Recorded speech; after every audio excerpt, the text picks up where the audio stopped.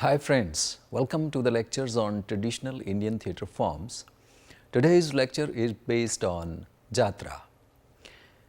Jatra or Yatra, meaning procession or journey in Sanskrit, is a popular folk theatre form of Bengali theatre, spreading throughout most of Bengali-speaking areas of the Indian subcontinent, including Bangladesh and Indian states of West Bengal, Bihar, Assam, Odisha and Tripura.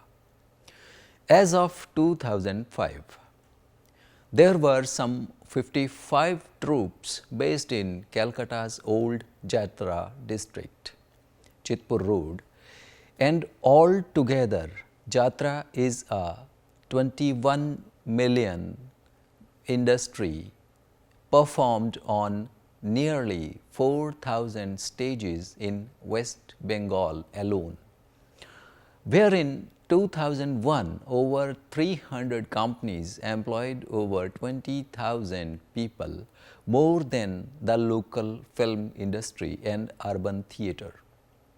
The word Jatra means journey or going. The origin of Jatra, intrinsically a musical theatre form, is traditionally credited to the rise of Shri Chaitanya's Bhakti movement, wherein Chaitanya himself played Rukmani in the performance of Rukmani Haran, the abduction of the charming Rukmini. From Krishna's life story, a first definite presentation of this theatrical spectacle. The performance, which lasted throughout the night in 1507 AD, has been described in Chaitanya Bhagavata, Chaitanya's hagiography by a disciple, Vrindavan Das Thakur. Though there are evidences of existence of a form of singing called the Charya, which was popular between the 9th and the 12th centuries in Bengal, which existed in Odisha simultaneously as the popular Charyapada's form. Jatra performances resemble the Nautanki of Uttar Pradesh, the Tamasha of Maharashtra and Bhavai of Gujarat. Though its birthplace lies in the religious landscape replete with various bhakti cults of Hinduism, by the end of 19th century it was replaced by morally didactic content and eventually became secular when it gained entry into urban proscenium theatres during Bengal Renaissance. The survival of the form over such a vast period of rapidly changing social milieu, while catering to a heterogeneous audience, has been credited to its innate malleability and ways of adapting to changing social dynamics, and thus staying not just relevant and alive, but also thriving, unlike urban theatre, which at some point gets plagued by its own puritanical intellectualism, disconnects with the current and thus remains perpetually in dearth of mass audience. A Jatra actor can be recognized by the way he stands, a tilted tower. He does not hold himself back, but throws his weight forward. Passionate, charged with energy, he explodes into fiery dialogue. He moves like a tornado in the small arena. In spite of continuous action, he has a firm grip on the ground. A 2.5 foot raised platform, 16 feet square, is the stage, the Azar. The orchestra is seated on 2 ramps, each 6 inches lower than the platform and running parallel on the opposite side. On one side are the percussion players with drums, cymbals and bells. The other side holds the flutist, violinists, clarinist, harmonium player and 2 trumpeters. Huge bulbs fastened to 4 poles pitched at the 4 corners of the azar illuminate the stage and the sweat-soaked faces of the spectators. The women sit on one side as in temple gatherings. The men squat on the other 3 sides. The boys huddle near the rim of the stage. Strings of light run diagonally across the canopied arena. Here and there are neon tubes through bluish gleams. The only property on the stage is a chair. This can represent a throne, a bench, a log of wood, a prisoner's seat, or a tower. Women going to bath in a river put their clothes on it and it becomes the steps of the ghat. Other properties are brought in and removed by the actors themselves. If dramatic necessity requires, a stagehand seated among the musicians saunters up the azar, pick up the properties and disappears. A gangway bordered by short bamboo strips and thin ropes runs from one corner of the stage to the dressing room 60 feet away, which is embellished with a silk curtain bearing the name of the company in red and gold script. Through this gangway, the actor enters and exits. At important moments, it becomes a part of the acting area. If the heroine separates from her lover, she walks haltingly down the gangway, speaking her last lines. If a comedian servant is spurned by his master, he makes his unwilling exit through the gangway, making the audience roar at every step as he whines and gibbers. The gangway can serve as a street or temple path or highway.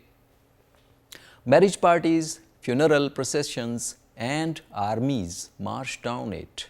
Standing on this gangway, the Vivek, a stage character representing the conscious, sings out the inner conscious, sings out the inner conflict of a character and warns him of impending doom. Theatrically, he gives the play another dimension by being on a different spatial level. His words assume a foreboding note as if voiced in a dream, a whisper that has a terrifying clarity. The gangway is in some respects reminiscent of the hanamichi, means flower path of the kabuki theater of Japan, a 4-foot wide polished wood path flanked by small lights that runs from the stage proper through the spectators to the back of the auditorium. Important entries and exits are made through it. It is an extension of the rectangular stage and at times serves as another acting area. Actor stands on it and strikes a pose, a mai, which in film terms would be a close-up. The Jatra gangway in some ways serves the same function. Sometimes while the other actor is on the gangway visually and psychologically present, his exit is overlapped by the entry of another actor who immediately becomes engaged in action on the stage. The overlapping gives the Jatra performance continuity. The actors don't have to disappear completely in the wings. as in Western representational theatre. Jatras are usually epic 4-hour long plays, preceded by a musical concert often lasting an hour, used to attract audiences. The dramatic performance itself is liberally interspersed dramatic monologues, songs and duet dance routines on the folk tunes, which often serve as scene transitions and sometimes mark the end of an act. Jatra plays are usually performed on stages that are open on all sides in open air arenas. The stage often had minimal or no furniture or props. It was rather seen as a neutral space, free to be given a meaning befitting the scene. This technique continued even when Jatra started getting performed in proscenium theatres. Sets, props and lighting came in much later when it started interacting with Western theatre in late 19th century as urban educated youth started joining the Jatra tradition. The cast is predominantly male, whose members also play the female parts, though since 19th century female actors started joining the cast. Actors often joined the troops at an young age and worked their way up the hierarchy of roles and strive for virtuoso acting and are judged on their vocal prowess, as this determines their ability to capture a large audience with thundering dialogue deliveries and improvised dialogues. The modern version of Jatra features loud music, harsh lighting and dramatic props played on giant outdoor stages, and actors are hired for a season under written contracts. Sometimes ramps are built around the stage and used for dramatic effects as in kabuki plays. Jatras are often very melodramatic and with highly stylized delivery and exaggerated gestures and orations. Music being the key element of the Jatra, much attention is placed on its selection. Popular tunes are created and incorporated. Musicians sit on two sides of the stage carrying dholak, pakhavaj, harmonium, tabla, flute, cymbals, trumpets, behala and clarinet, all used to heighten the overall dramatic effect of performances that are already franchised, plus most of the singing is done by the actors themselves. Many of the songs were based on classical ragas, a generic character unique to Jatra and part of most Jatra performances even today is the allegorical figure called Bibek or Vivek, means conscious. It performs the function of a moral guardian, commenting on actions of actors and their consequences. Sometimes it elaborates on the feelings of different characters and often steps into a scene unannounced and presents an alternate or philosophical point of view, and all done through singing, something which is done by the chorus in a Greek tragedy. Like Conscious, a character called Niyati, means fate, often played by a woman while commenting on the scene, foretells or warns the actors of impending dangers. Another distinct feature of Jatra is that the plays begin with the climax, a device used to captivate the attention of the audience. The Jatra session begins in the autumn around September, around Durga Puja, the beginning of harvest session, when the travelling troupe head out to interior rural regions and ends before the monsoon sets in, and the beginning of the planting season around June. Performances of Jatras are commonplace after festivities and religious functions, ceremonies in traditional households, and fairs throughout the region where these troops get invited in advance. With the rise of Western theatre in Bengal, it acquired the themes of political protest and social radicalism and finally fell into disrepute in the post-war era, and especially after the entry of radio and television and the rise of upmarket theatre industry, though it continued to exist in the rural areas. Jatra remained a living tradition of musical theatre, and some of the popular Jatra songs got recorded and became popular Bengali songs.